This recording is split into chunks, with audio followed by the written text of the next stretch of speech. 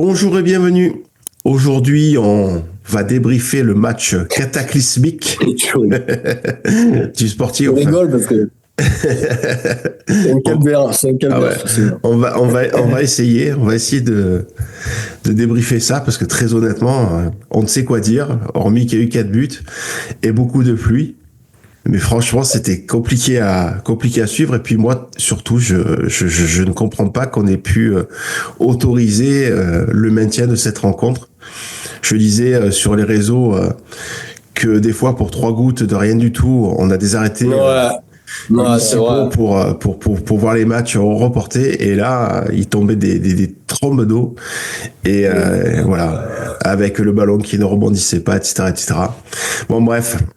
Manu, Adrien et moi, on a donné son week-end à Jérôme. On est là pour essayer de parler de ce match et évoquer la fin de saison qui risque d'être longue. Voilà, En donc fait, Adrien.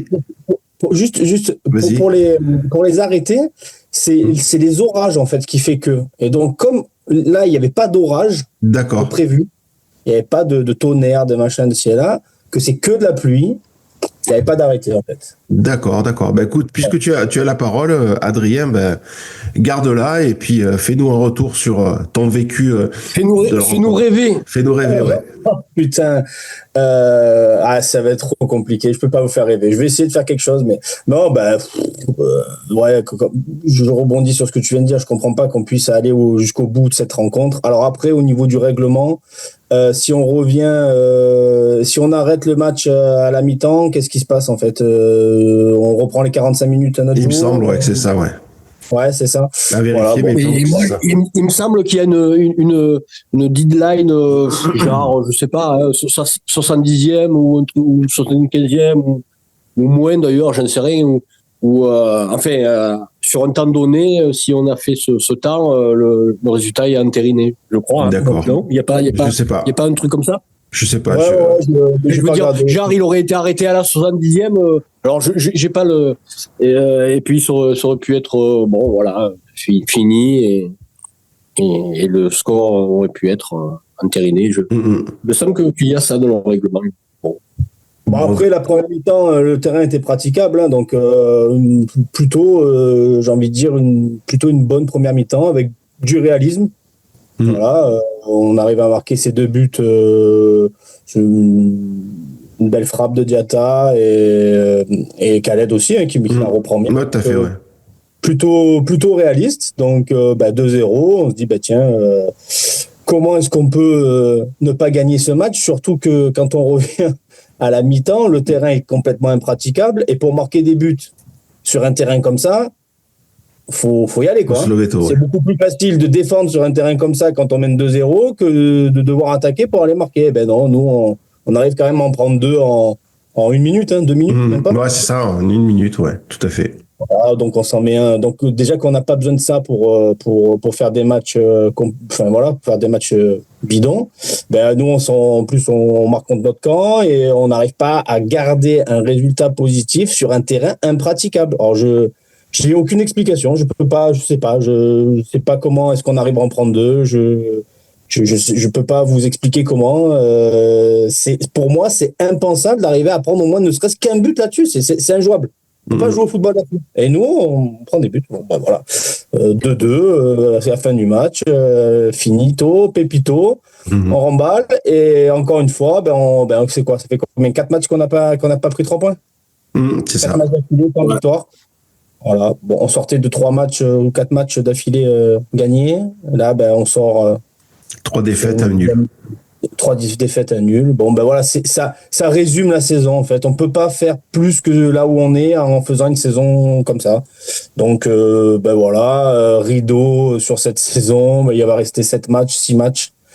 Que dire sur la fin de saison? Je sais pas. Qu'est-ce qu'on peut attendre de cette fin de saison? Intégrer des joueurs qui ne l'ont pas été jusque-là.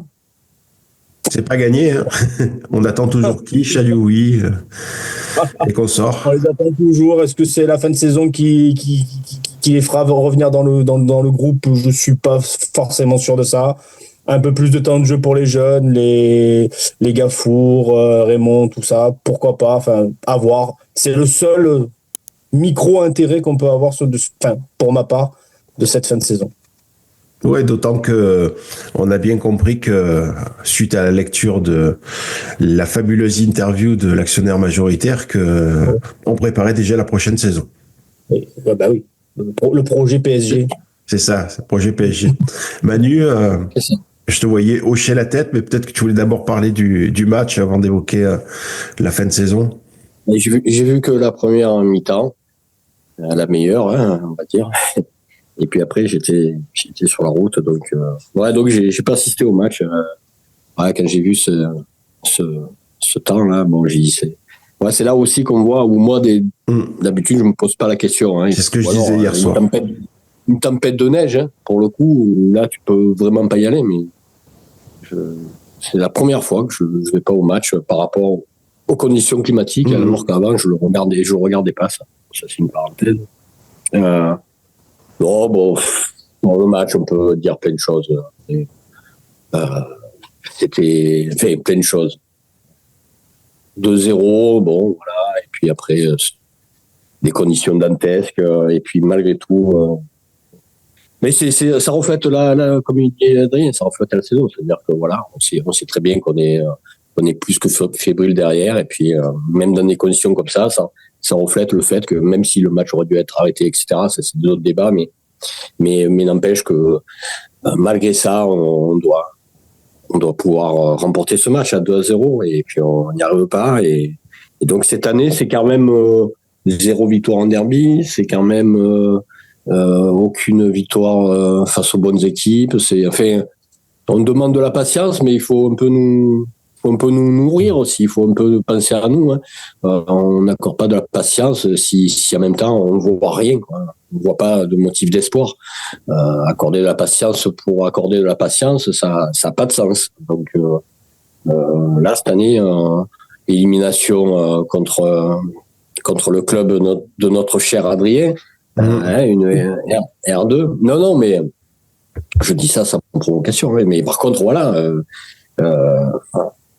Coupe de France catastrophique. Enfin, cette année, c'est vraiment très très difficile. Alors bon, beaucoup vont pas me rejoindre, mais je pense que il y a eu un truc de bon et c'est une première, hein, pour moi. Lors de l'interview de Joyce, c'est qu'il apparemment il veut continuer avec Momo Sadani, chose que personnellement, chose qui me satisfait. Alors parce que c'est Momo, moi j'ai toujours eu foi en lui, mais au-delà de ça, on sait très bien qu'en termes de pourcentage de chance, on aura plus de chance avec, je pense, Sadani avec sa deuxième année, avec, je pense, les erreurs qu'il a fait, qui ne réitérera plus ou moins, on peut l'espérer. Enfin, on se donne, je pense, un peu plus de chance d'espérer pour la saison prochaine que si on repartait sur encore un nouveau projet avec un nouvel entraîneur qui a de très bonnes chances de pas être bon, hein, parce qu'on prend toujours des entraîneurs éclatés qui ont la cinquantaine, soixantaine, là, qui ont soi-disant beaucoup d'expérience, mais qui, bon, en fait, ils sont rincés, ils sont lessivés. Donc voilà. Donc je pense que ça c'est plutôt une bonne chose d'après moi, mais après, on n'en sait rien. Et puis surtout, il faudra se servir là de ces derniers matchs, comme je l'ai un peu évoqué dans mon avant-match, pour voir sur qui on pourra compter l'année prochaine ou pas. Et pour moi, il y a quand même des joueurs qui sont d'ores et déjà, sauf si on reste toujours sur la dernière impression. Donc si vraiment ils finissent les 7 derniers matchs en boulet de canon, mais qui pour moi ne doit plus être au Sporting l'année prochaine, mais on aura l'occasion d'en reparler. Après, la question, c'est, il y en a plusieurs d'ailleurs, hein. C'est est-ce que Momo a réellement envie de rester? Ça, c'est la première question. Ah, ça, c'est pas sûr. Hein. Et ce sera à lui d'y répondre. La seconde, c'est quel coach de qualité voudrait ou voudra venir au Sporting, c'est la seconde, quoi. Hein. Et ça, c'est vachement important. Plus depuis longtemps. Ben voilà, parce que le vrai problème il est là, hein, c'est que peu de monde, en tout cas parmi ceux qui pourraient avoir un profil intéressant pour le Sporting, plus personne ne veut venir. Ou alors, comme tu dis, ou alors, pardon, hein, Adrien, ou alors c'est un jeune entraîneur qui perçoit le potentiel du club et de la ville et qui. Mais ils le feront jamais. Voilà. Ils auront jamais l'audace de. Parce que moi, ça me plairait de prendre un jeune quasiment inconnu. Je dis ça, je me comprends. Hein. Oui, quand on repense à des Poirier, à la Gonzalez, à la Gonzalez, à Lyon Duchère, etc. C'est ça. De la trentaine là, ils prendront jamais. Donc voilà. Donc c'est pour ça que je dis que déjà voir Claude, c'est la première fois que ça arrive. Hein. C'est la première fois que ça arrive en zone de présidence qui. Même car Momo était en passe de monter en DH, il savait pas à cette époque-là s'il allait remplir la semaine, l'année d'après. Et et donc c'est la première fois. Donc moi je trouve ça plutôt positif. En tout cas c'est une bonne première. Alors bon, ça va pas faire plaisir à ces nombreux détracteurs, mais peu importe. Mais n'empêche que je pense que objectivement c'est plutôt une bonne nouvelle. Mais après la condition c'est que est-ce que déjà on ne sait pas si Momo est vraiment intéressé parce que quand je vois passer que Momo tranquille, les autres avant ça a été difficile. Non, c'est difficile aussi pour Momo cette année. Faut pas Claude Joy reste Claude Joy. Hein. Les gens se font un peu leur film tout seuls sans rien l'info. L'année dernière, Berthet a fait ça. De toute façon, globalement, il faut arrêter avec ça, même si c'est plus difficile avec Claude Joy et même si par contre c'est difficile par rapport à sa personne qui est un peu incontrôlable, mais ce qui est plutôt difficile et encore plus difficile, c'est en fait c'est tout le système, c'est le club dans la globalité et toutes les personnes qui y œuvrent qui sont mauvaises. C'est ça qui est difficile. Claude Joy, il est peut-être pas plus difficile que Barbero à l'Étoile, par exemple. On voit bien, c'est un fou furieux lui aussi. Ce que je veux dire, c'est que quand même les entraîneurs ont les résultats qu'ils méritent à chaque fois, hein, malgré tout. Là, Momo, il n'a pas d'excuse de ce qu'a fait derrière Claude Joy, mais par contre, lui, il peut quand même se mordre les doigts des innombrables erreurs qu'il a faites et c'est déclinable pour Berthet l'année dernière. Parce que, je me rappelle, les gens ne savent pas, mais si vous trouvez ça digne que un entraîneur vienne vous voir après le match et le premier truc qu'il trouve à dire, c'est qu'il est pieds et poings liés par rapport à Joy. Je trouve ça lamentable. Le mec, de suite, dès qu'il arrive, il cherche qu'à se défausser, à trouver des excuses et tout. C'est lamentable. C'est parce qu'on a eu cette année. Je pense que Momo prendra ses responsabilités. Donc il faut se souvenir d'un peu tout. Mais voilà. Les coachs ont la grande part d'échecs, ça vient au coach quand même. Après, oui, Claude Joy et tout son système font pas que ça aille dans le bon sens. Et maintenant, j'attends de savoir la réponse de Momo. Elle est pas actée. Et surtout qu'il y ait un vrai bilan honnête sur les joueurs qui ont été bons et pas bons, et j'espère que ceux qui n'ont pas été bons ne seront pas conservés pour l'année prochaine. Adrien, tu voulais dire quelque chose à un moment donné? Non, je voulais dire que ça serait une première depuis Fabien Pujol, je crois, d'attaquer avec le même entraîneur que la saison d'avant, ou non, je sais pas. J'ai pas le souvenir. Il me semble, ouais. Pour le coup, Bertin, Bertin. C'est vrai. Ouais, il avait fait les 3 derniers matchs de la saison. 7-7. Ouais. Bon, de rempiler comme ça, bon. Moi, je suis plutôt d'accord avec ce que dit Manu. Changer d'entraîneur toutes les saisons, repartir sur un projet. Voilà, on voit très bien que ça porte pas ses fruits, ou alors il faut prendre un Mourinho de sortie de nulle part, mais bon, qu'est-ce qu'il viendrait foutre chez nous? Donc moi je suis plutôt d'accord. Bien sûr, si Sadani donne sa réponse positive, il faudra être pour la saison prochaine derrière lui, faire un bilan de son côté et du côté de tout le monde du staff. Moi, j'aime beaucoup Anselmini aussi, donc j'espère qu'ils rempliront en doublette, hein, s'ils remplissent. Puis voilà, il faut tirer les leçons de cette saison et repartir avec des joueurs qui ont envie de mouiller le maillot. C'est toujours pareil, hein, tous les ans on dit la même chose, mais c'est dur aussi de trouver des joueurs qui veulent mouiller le maillot en N2, voilà, pour un Sporting dans cet état-là, quoi. Hier, ils ont mouillé le maillot. Ouais, il a trempé. Voilà, bon. Moi, concernant Momo, j'en sais rien très honnêtement. J'ai de plus en plus de mal à croire à la réussite du Sporting. Alors peut-être que c'est parce que je me laisse contaminer par tout un tas de choses que je peux lire ou entendre, mais en l'état actuel des choses, je ne vois pas quel homme providentiel pourrait résister à ce qu'est ce club en réalité, puisque voilà, encore une fois, hein, je me répète, mais quand tu vois les catégories jeunes, etc., enfin, je veux dire, il y a rien de solide qui est réellement construit, donc c'est toujours pareil, avoir une équipe au sommet entre guillemets et ne rien construire ou avoir des fondations bâties sur un château de sable. Enfin moi j'ai toujours du mal à y croire, et aujourd'hui je suis assez désabusé. Fut un temps, j'aurais été, comme tu dis, Manu, on l'a fait suffisamment de fois ensemble que de faire des déplacements de fou ou ne pas ou faire fi de la météo. Mais clairement, hier, je n'ai fait aucun effort pour me dire je vais aller au stade. Je savais qu'en plus c'était retransmis sur YouTube, donc voilà, aucune raison de me faire chier à aller à vos rencontres.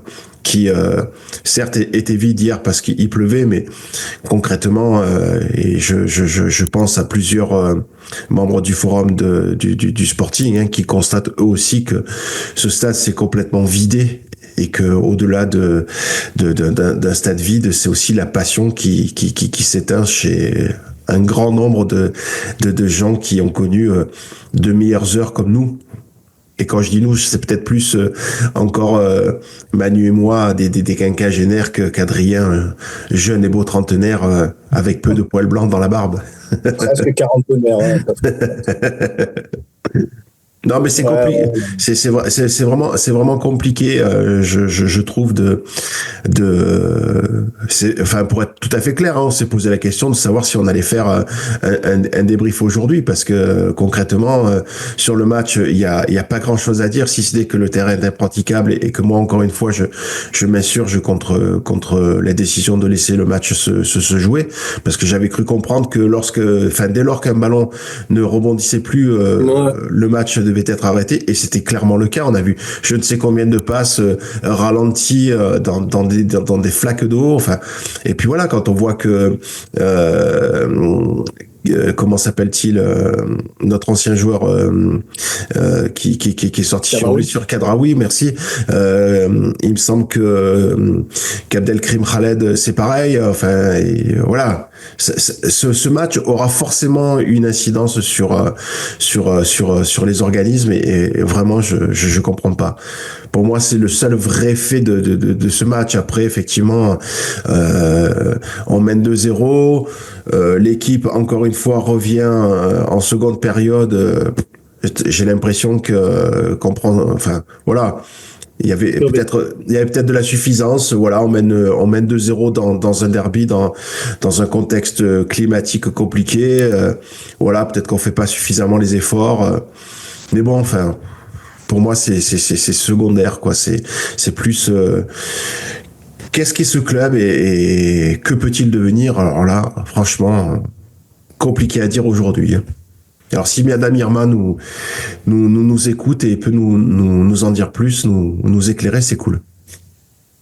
Ouais, je reviens là-dessus parce que moi, je le dis assez souvent, moi je l'ai vécu un peu de l'intérieur quand j'y jouais, de mes 15 à mes 17-18 ans, là, de mes 15 à mes 18 ans, franchement, je pense que c'était vraiment le club dans lequel on voulait tous signer quand on était jeune. À mon époque, quoi, il y a 20 ans, quand on était dans le Var, qu'on jouait à la Valette, à la Crau, à la Garde ou je sais pas où, n'importe où, on voulait signer au Sporting, voir le Racing, allez, le Racing, le Sporting, quand on était mis. Putain, mais aujourd'hui, il n'y a aucun minot qui veut signer au Sporting, quoi. Ils veulent pas signer au Sporting. Je sais même pas s'ils connaissent le Sporting, voilà, ils connaissent Ouais, la c'est Garde. ça. C'est ça. Ils ne veulent pas signer, ça les fait pas rêver. Donc, du coup, ben, c'est plus le fer de lance du Var. T'es plus rien. T'es plus qu'un club, voilà, comme était. De quartier, comme beaucoup disent, ouais. Quartier, Claré, voilà. Claré, le Sporting, maintenant, c'est exactement pareil. Sans le dénigrer. Mais... Oui, sans compter tous les parents qui décident d'enlever leurs minots du Sporting pour les mettre dans notre club aussi. Hein. Oui. Mais c'est Vas-y. Quand tu vois la fréquentation du stade, vraiment, hein, quand tu vois. Quand tu arrives à Bourg-en-Compte, la fréquentation du stade, la qualité des éducateurs, tout ça, tu peux pas laisser ton enfant là-dedans. Enfin, franchement, sincèrement. Vas-y, Manu. D'ailleurs, tu te demandes comment ça se fait qu'on peut avoir le prix, c'est quoi le truc élite là Le label FFF. Le label, ouais. Ouais, c'est que par rapport à des normes, que par rapport. Oui, c'est ça. Ce sont des critères que tu remplis. Non mais par rapport à des nombres de licenciés, par rapport à des nombres d'éducateurs, des machins, mais ils viennent pas vérifier la qualité du travail. Ouais. C'est là que c'est zéro. C'est là qu'on voit les normes, tout ça, c'est zéro. Voilà. Là, par contre, c'est vraiment une critique que j'adresse aux instances, à la Fédé, et puis ça c'est très français. Hein. On est beaucoup dans les stéréotypes, il faut les diplômes, comme si c'était ça qui faisait la qualité d'un projet. Tout le monde sait que le Sporting c'est ni fait ni à faire. À l'intérieur, tout est éclaté et malgré tout, on trouve le moyen de nous donner le label élite. Là aussi, ça interroge. Tout à fait. Messieurs, le prochain match, c'est Gol FC à Gol. Ouais. Alors, j'en profite pour dire, enfin, je vais faire l'annonce parce que je sais qu'ils nous regardent tout le temps. Normalement, ils ne loupent pas une émission. Phil, on compte sur toi pour être avec nous le dimanche dans 15 jours. C'est dans 15 jours, hein, d'ailleurs. Ouais, c'est ça, puisque il disait sur le forum de Marco, le rascas.fr, qu'il ferait le déplacement à Chasselet. Donc, ouais, Phil, on compte sur toi. Ce sera bien d'avoir quelqu'un sur place, parce que clairement, même si encore une fois, fut un temps, c'est un déplacement qu'on aurait fait volontiers avec Manu. Voilà, moi j'irai pas à Chasselet. Voilà, en tout cas, on va rencontrer cette équipe de Gol, hein, qui est au fond du trou et qui, mine de rien, grappille petit à petit des points, qui a enfin quitté la zone de relégation au profit de Genet d'Anglais et voilà, qui est encore allé gagner hier à l'extérieur. Voilà. Donc ce sera pas un match si facile que ça. Il faudra pas tenir compte du classement de cette équipe qui, sur le papier, vraiment tient la route. C'est même le contraire, hein. C'est-à-dire que là, c'est maintenant de rencontrer ces équipes-là, ça va être d'autant plus dur pour nous, qui sommes un peu comme ça, presque sauvés, mais c'est le presque. Hein. On peut vraiment se retrouver en danger. Et face à des équipes qui jouent leur survie, là, nous, on est en grand danger. Hein. Donc, si on est en tongs et short et claquettes, là, ça va pas le faire. Hein. Bon, déjà que ça le fait pas quand on est un peu, soi-disant, un peu concerné par quelque chose. Là, si on se démobilise, on risque de prendre attention. Hein. Attention. On est vraiment dans une situation critique. C'est pour ça que là, moi, je vais être très attentif à la performance des joueurs et puis et dans les mois à venir, dans les semaines à venir, de voir qui va rester, etc. Ça va être très intéressant parce que là, je serai intransigeant comme d'habitude. Adrien, tu voulais rajouter quelque chose avant que Zoom ne nous coupe parce qu'on a bientôt atteint les 30 minutes gratuites? Non, bah, je rejoins Manu. Ouais, c'est pas un match facile du tout. J'ai envie de même de dire que c'est un match piège. Aller là-bas avec les dynamiques que nous avons et face aux dynamiques qu'a Gaulle.